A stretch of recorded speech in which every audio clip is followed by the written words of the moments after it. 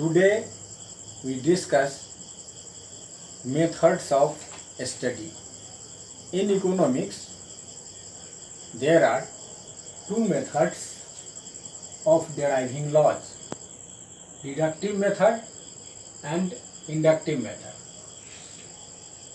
Deductive method is that method under which laws are deduced logically. The laws are based on certain fundamental assumptions and conclusions are drawn.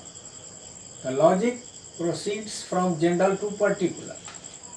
This method is also called abstract or priori because it is based on abstract reasoning and not on actual facts.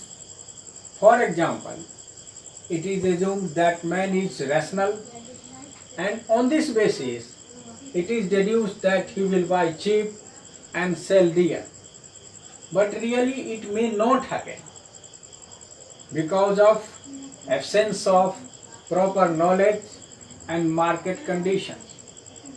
Under this method, following steps are taken, respectively: perception of the problem, defining the technical terms and making appropriate assumptions, deducing hypothesis, testing of hypothesis, deduced. Many theories and generalization have been established in economics with the help of deductive method, such as inverse relationship between price and quantity demanded, the direct relationship between price and quantity supply. इस तरह से deductive method के अंतर्गत जो conclusions draw किए जाते हैं उसका आधार होता है मौलिक मान्यताएं। इन मौलिक मान्यताओं के आधार पर ही निष्कर्ष निकाले जाते हैं। इस मेथड को मानने वाले प्रतिष्ठित अर्थशास्त्री क्लासिकल स्कूल को मानने वाले अर्थशास्त्री थे, जिसमें रिकार्डो का नाम प्रमुख रूप से आता है। और इसके अंतर्गत जैसे मांग का नियम है, जिसमें मूल्य और मांगी गई मात्रा के बीच विपरीत स्थिति को बताया जाता है, की व्याख्या की जाती है। लॉ ऑफ सप्लाई है, जिसमें प्राइस एंड क्वांटिटी सप्लाइड में डायरेक्ट रिलेशन को बताया जाता है, स्पष्ट किया जाता है।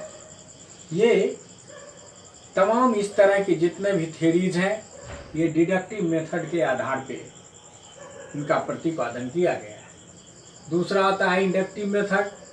Under this method conclusions are drawn on the basis of collection and analysis of facts relevant to the inquiry. The logic in this case proceeds from particular to general. The generalization are based on observation of individual examples. इसके अंतर्गत जो step उठाए जाते हैं: perception of the problem, collection, classification and analysis of data by using appropriate statistical techniques, finding out the reasons for the relationship established through statistical analysis, and to set rules for the verification of the principle of acceleration, which describes the factors which determine investment in an economy. Consumption function describes the relationship between income and consumption, etc. are the examples of inductive method. इस तरह deductive method और inductive method ये दो method हैं जिसके आधार पे कई तरह के इकोनॉमिक थ्योरीज का प्रतिपादन किया गया है। दोनों मेथड में कुछ खामियां हैं और इन खामियों के बावजूद ऐसा कहा गया है कि induction and deduction are both needed for scientific thought as the right and left foot both needed for walking.